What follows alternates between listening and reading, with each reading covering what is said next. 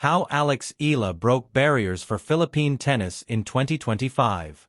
Alex Eala has long been hailed as the future of Philippine tennis, a prodigy carrying the hopes of a nation yearning for a breakthrough on the global stage. Now, at only 20, she is beginning to fulfill the prophecy that has followed her since she first picked up a racket.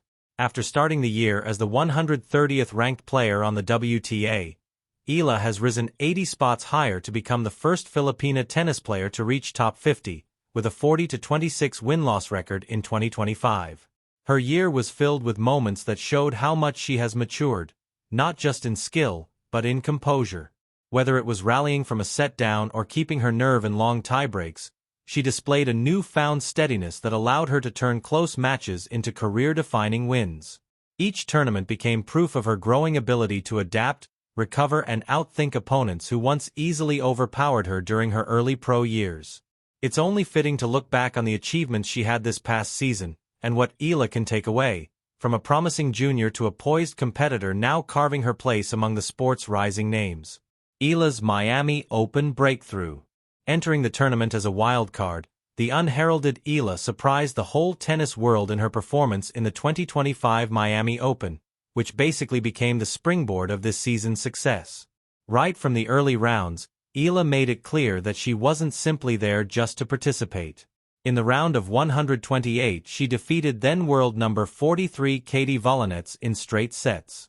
Next, she beat former French Open champion Jelena Ostapenko and then followed up with another huge victory over 2025 Australian Open titleist Madison Keys, becoming the first Filipino to beat a top 10 player and a Grand Slam champion at a WTA event.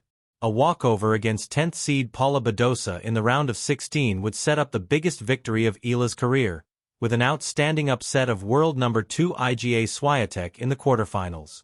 With that win, she became the first Filipina to reach a WTA 1000 semifinal, as well as the first from her country to beat a player ranked in the top 5.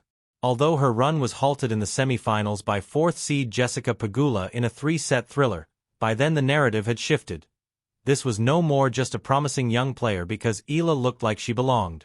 With an overall winning percentage of 67% in her career in hard courts, the upward trend is definitely in the horizon.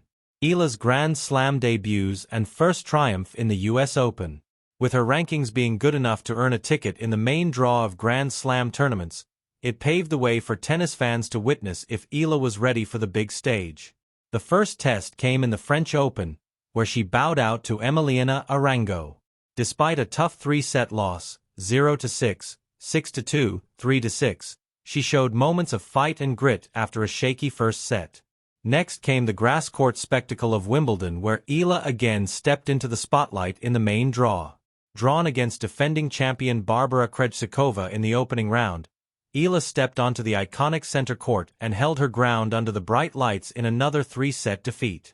However, Eala did not waste her one last crack to win a Grand Slam match this season, at the US Open.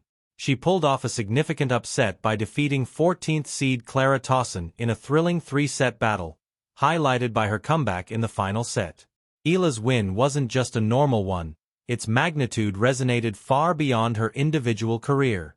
For that night in New York, the future of Philippine tennis stepped firmly into the present. What is Eala's next step? Having already made waves on hard courts and grass, Eala's upcoming challenge lies on clay, a surface that has tested her so far and holds untapped opportunity. This was evident in her outing at the Oeiras Ladies Open in Portugal that ended in the second round, as she lost to Punna Udvardy in straight sets. The defeat prompted Eala to publicly acknowledge the court demands more adjustment for her game. So what does improvement on clay look like for Eala in 2026? First off, building consistent footwork and movement tailored to the surface will be key, staying low, sliding cleanly, and choosing when to extend rallies. Another aspect is adapting her serve and return strategies for clay's slower nature to help Eala turn more points in her favor. In short, the clay court season isn't just another part of the calendar for Alex Eala, it's the next proving ground. If she can unlock the surface nuances and transfer her hard court momentum into red dust success, the rise we've witnessed is just the beginning.